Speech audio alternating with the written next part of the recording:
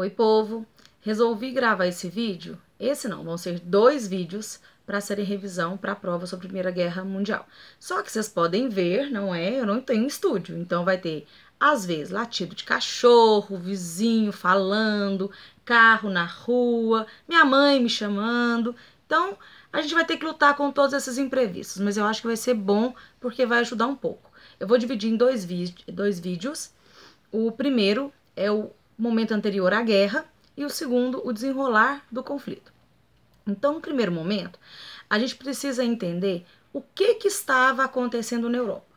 Porque, como eu costumo falar muito nas aulas, ninguém acorda com dor de barriga e resolve fazer uma guerra.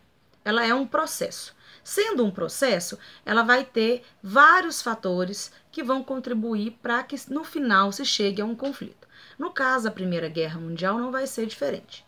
Então, nós temos que o período anterior à guerra, que é chamado de Belle Époque, ele tem uma duração de mais ou menos 43 anos, é aproximado.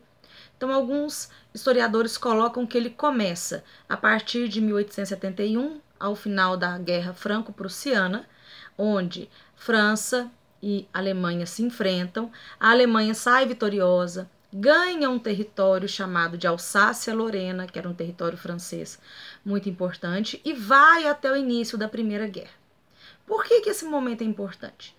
O nome Belle Époque, nessa palavra francesa, quer dizer bela época, ou seja, era uma época de muita euforia, as pessoas achavam que estavam na melhor época das suas vidas.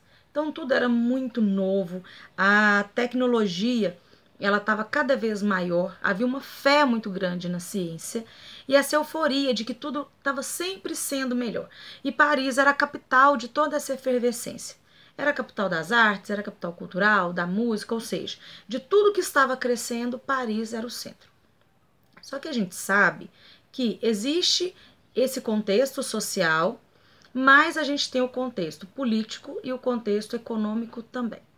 Contexto político e econômico não vão andar juntos com essa ideia de euforia que vai vir com a chamada Belle Époque. Então, nós temos que algumas coisas, alguns fatores vão contribuir para levar o mundo a entrar num conflito. Então, um primeiro fator que a gente pode colocar é o imperialismo, que é essa ideia de que uma potência, um país, no caso da Europa, ele vai subjugar, vai dominar, vai controlar outras nações. E ter lucro, claro, com essas nações. Vai dominar seu território e ter lucro com ela.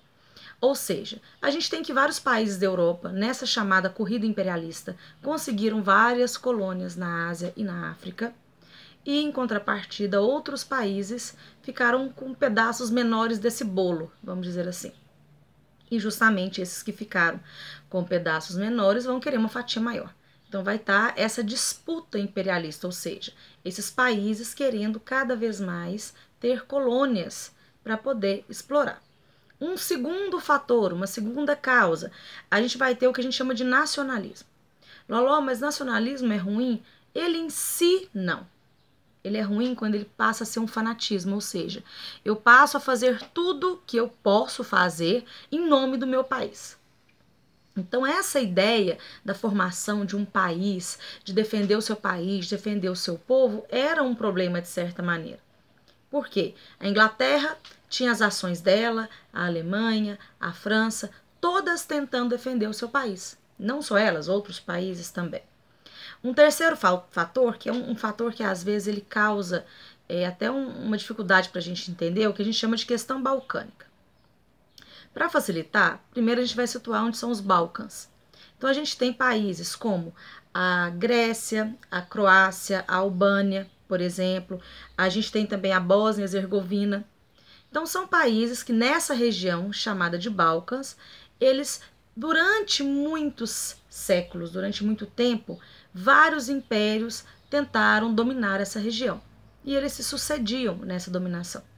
Porque é uma região estratégica, que ela fica entre o cruzamento